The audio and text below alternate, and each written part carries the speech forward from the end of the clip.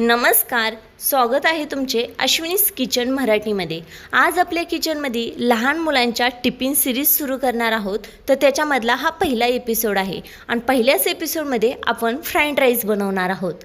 लहान मुलांना व्हेजिटेबल खायला अजिबात आवडत नाहीत आणि टिफिनला दररोज चपाती भाजीसुद्धा त्यांना खायला अजिबात आवडत नाही। मग अशा वेळेस प्रत्येक मम्मीकडे एक टास्क असतो की लहान मुलांना व्हेजिटेबल कसे खाऊ घालू। तर तुम्ही अशा प्रकारे फ्राईड राईस बनवा की त्यामुळे तुमची लहान मुलं सगळे व्हेजिटेबल्स खातील आणि डब्बासुद्धा सगळा फिनिश करतील। चला तर मग रेसिपीला सुरू करूया। त्यासाठी एक बाउल घ्यायचा। बाउलमध्ये आपल्याला 1 वाटी एवढा बासमती तांदूळ घ्यायचा आहे। आता इथे तुमच्याकडे जो अवेलेबल असेल तो तांदूळ घ्या, फक्त तो चिकट नसावा एवढी गोष्ट लक्षात राहू द्या। स्वच्छ धुवून घ्यायचा आहे। धुतल्यानंतर त्याच्यामध्ये 1 ग्लास पाणी घालून हा तांदूळ साधारण आपल्याला 15 ते 20 मिनिटं भिजायला ठेवायचा आहे। तांदूळ भिजत आहे तोपर्यंत गॅसवरती एक मोठं असं पातेलं घ्या। त्याच्यामध्ये साधारण 1 लिटर एवढं पाणी घ्या आणि ते पाणी आपल्याला झाकण ठेवून उकळी येईपर्यंत झाकून ठेवायचं आहे। उकळी आल्यानंतर झाकण काढून घेऊया। व्यवस्थित उकळी पाण्याला आलेली आहे। याच्यामध्ये चवीनुसार 2 चमचे एवढं मीठ घातलेलं आहे। आता इथे तुम्ही तांदूळ किती घेतला त्याच्यानुसार मिठाचे प्रमाण ॲडजस्ट करा। आता साधारण 1 चमचा एवढं तेल घालायचं आहे। तुम्ही इथे एखादा चमचा तूप घातले तरीसुद्धा चालेल, कारण यामुळं काय होतं, आपला तांदूळ जो आहे ना तो मोकळा शिजतो। त्याच्यासाठी इथे 1 चमचा तेल किंवा तूप नक्कीच वापरा। आता आपल्याला याच्यात सगळा तांदूळ घालायचा आहे आणि अगदी फुल गॅसवरती ह्याला चांगली उकळी येऊ द्यायची आहे। उकळी आल्यानंतर ना आपल्याला एकदा व्यवस्थित हलवून घ्यायचं आहे, म्हणजे मीठ पूर्ण आपल्या राईसला लागलं पाहिजे। आता व्यवस्थित इथे हलवल्यानंतर ना मीडियम गॅसवरती इथे आपल्याला 5 ते 7 मिनिट म्हणजेच 80% भात शिजेपर्यंत उकळून घ्यायचा आहे। आता याच्यामध्ये मी अगदी 2दा चमच्याने हलवून घेतला होता। जास्त हलवू नका, नाहीतर जसा तो शिजतो आणि हलवला जातो ना तसे त्याचे तुकडे पडतात। त्याच्यामुळे जास्त हलवू नका। अगदी 80% भात शिजेपर्यंत आपल्याला शिजवून घ्यायचं आहे। आता इथे पाहिल्यानंतर तुमच्या लक्षात आलंच असेल की तांदळाचा आकारसुद्धा मोठा झालेला आहे आणि अगदी दाबल्यावर त्याचे 2 ते 3 तुकडे होत आहेत, म्हणजे आपला इथं राईस 80% शिजलेला आहे। मग आता आपल्याला काय करायचं आहे, एखादी जाळी किंवा झाऱ्या जो असतो ना त्याने आपल्याला हा तांदूळ सगळा वेगळ्या ताटामध्ये काढून घ्यायचा आहे। त्याच्यासाठी मी इथे झाऱ्याचा वापर केला आहे। झाऱ्याने काय करायचं, याच्यामधले सगळे एक्स्ट्राचे पाणी बाजूला निघते आणि सगळं फक्त इथे तांदूळ किंवा राईसच वरती राहतो। मग तो एका पसरट ताटामध्ये काढून घ्यायचा आहे। त्यामुळे काय होतो, हा थंड होतो आणि एकमेकांना चिटकत नाहीये। त्याच्यामुळे तुम्ही अशा पसरट एका ताटावर काढा। जर तुमच्याकडे जाळी असेल तर जाळी काढला तरीसुद्धा चालेल। आता इथे सगळा तांदूळ काढून झालेला आहे, म्हणजेच आपला राईस काढून झालेला आहे। पसरून ठेवूया आणि हा पसरून थंड होत आहे तोपर्यंत आपण पुढची प्रोसेस करूया। कढई व्यवस्थित गरम करायला ठेवायची। गरम झाल्यानंतर साधारण 1 चमचा एवढं तेल घालायचं। तेलाऐवजी तुम्ही इथे बटर किंवा तूप घातले तरीसुद्धा चालेल। आता कांदा असतो ना, त्याची जी पातेचा कांदा असतो ना तो एकदम बारीक चॉप करून इथे अर्धी वाटी घालून घेतलेला आहे। यामुळे काय होतं, फ्लेवर पण छान येतो आणि लहान मुलांना सुद्धा खायला छान वाटतो। व्यवस्थित मिक्स करायचं आहे, थोडासा परतून घ्यायचा आहे। आता याच्यामध्ये अगदी 10 ते 12 लसणाच्या पाकळ्या बारीक चॉप करून घातलेल्या आहेत।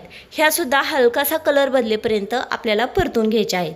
जास्त वेळ परतायची गरज नाही आहे, कारण आपल्याला ही सगळी प्रोसेस अगदी मीडियम टू हाय गॅसवरती करायची आहे, ज्यामुळे त्याचा क्रंच जो असतो ना तो आहे तसा राहिला पाहिजे। जास्त भाज्या शिजल्या नाही पाहिजेत। व्यवस्थित आता ही कांदा आणि लसूण परतलेला आहे। जर तुम्हाला इथे पातीचा कांदा घालायचा नसेल तर तुम्ही इथे कांदा बारीक चिरून घातला तरी चालेल। अर्धी वाटी इथे मटर घातलेले आहेत, बरोबरच आपल्याला अर्धी वाटी इथे कांद्याची पात घालायची आहे। कांद्याच्या पातीमुळे ना या फ्राईड राईसला फ्लेवर खूप छान येतो, त्यामुळे लहान मुलं आवडीने नक्कीच खातात। बरोबरच आपल्याला अर्धी वाटी बारीक चिरलेलं गाजर घालायचं आहे। आता ह्या व्हेजिटेबल घातल्यानंतर ना व्यवस्थित आपल्याला इथे परतून घ्यायच्या आहेत, अगदी इथे हाय गॅसवरती। आपल्याला इथे शिजवायच्या नाही आहेत, ही गोष्ट लक्षात राहू द्या। आपल्याला याचा क्रंच आहे तसा ठेवायचा आहे, त्यामुळे फ्राईड राईस खायलासुद्धा खूप छान लागतो। आता इथे तुमच्या आवडीनुसार जेवढे आवडत असेल तेवढे सगळे व्हेजिटेबल घातले तरीसुद्धा चालतील। माझ्याकडे जेवढे अवेलेबल होते मी तेवढे घातलेले आहेत। तुम्हाला याच्यापेक्षा जास्त आवडत असतील किंवा तुमची लहान मुलं आणखी खाऊ शकत असतील तर थोडासा अधिक वापर केला तरीसुद्धा चालेल।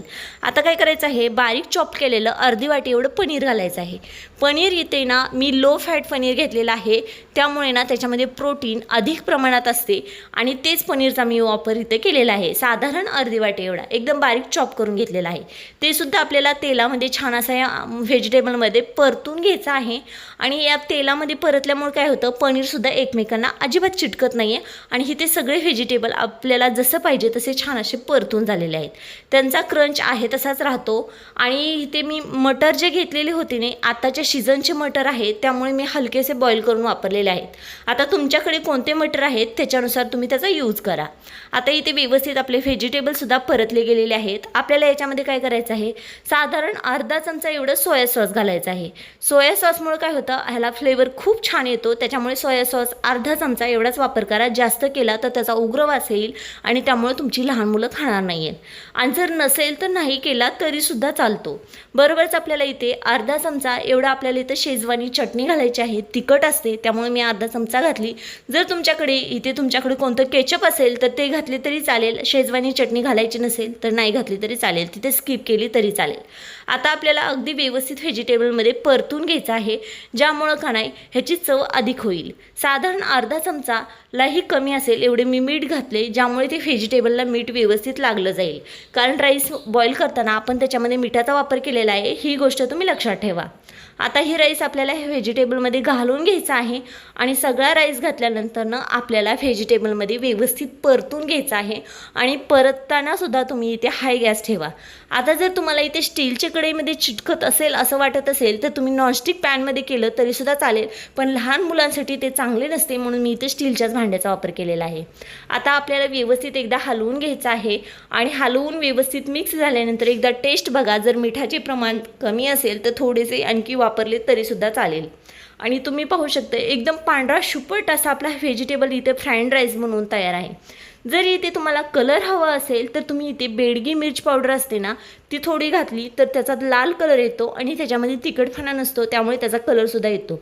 पण जर तुम्हाला असाच पाहिजे असेल तर तुम्ही असाही करा. आणि आणखी व्हाईट राईस दिसायला पाहिजे तर जिथे आपण सोया सॉस घातलेला तिथे व्हाईट सॉस घाला, ज्यामुळे तुमचा राईस आणखी पांढरा शुभ्र दिसेल. आता इथे मी काय केलेलं आहे तर शेजवानी, जे आपला शेजवानीचा जो फ्राईड राईस मसाला भेटतो ना, तो अगदी थोडासा घातलेला आहे, फक्त टेस्टनुसार. तो फक्त ऑप्शनल आहे, जर तुम्हाला आवडला तरच घाला. आता व्यवस्थित मिक्स करायचे आणि गॅस बंद करायचा. आपल्याला हवा तसा फ्राईड राईस तयार आहे. बारीक चिरलेली कोथिंबीरीने सजवायचा, हलवून टिफिनला पॅक करायचा. तुम्ही पाहू शकता दिसायलाच एवढा सुंदर हा फ्राईड राईस दिसत आहे. तर लहान मुलं व्हेजिटेबलसुद्धा खातील, राईससुद्धा खातील आणि त्यांचं पोटसुद्धा भरेल.